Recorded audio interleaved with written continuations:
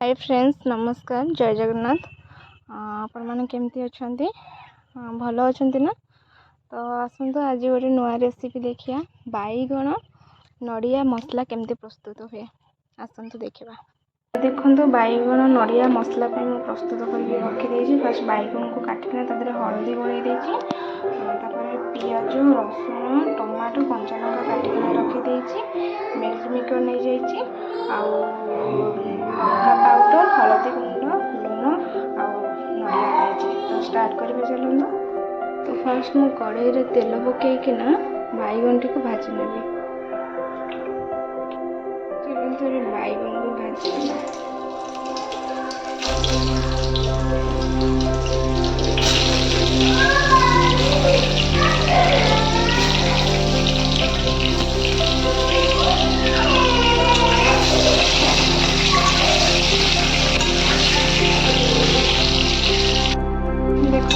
बैगन टी पूरा भाजी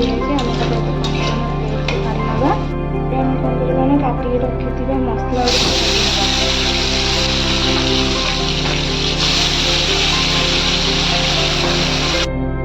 देखो मसला भी सब भाजी हो जाए कौन करना पानी दबा ग्राइंडिंग करने आम रखीदे ग्राइंडिंग करने आम कर रखी नड़िया को भी पकेगा।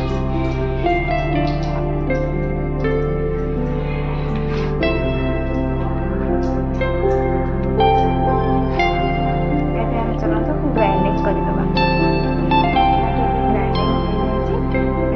स्टार्ट करवा तेल मसला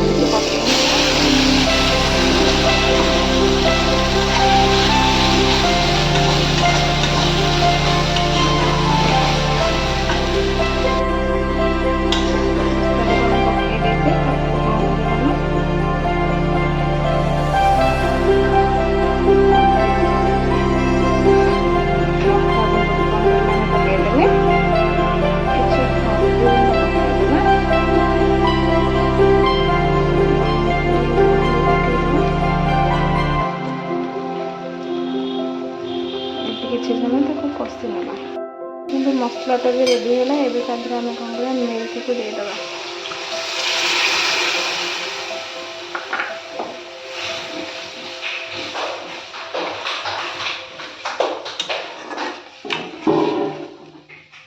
एवं किसी समय फुटिया छाड़देबा। देखो फुटी आसला मसलाटी आम तादेह कौन करवा बैगन को पकेबा। भाजिक रखी बैगन को से पकईदे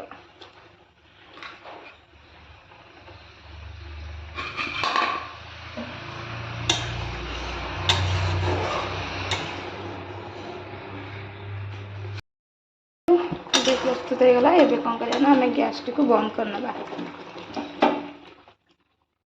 देखो प्रस्तुत होगा आमर नड़िया बैगण मसला।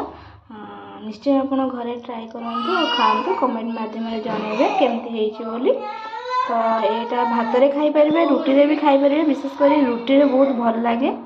तो वीडियोटी जदि आपन को भल लगी तो like comment share and subscribe करने। रखुची जय जगन्नाथ।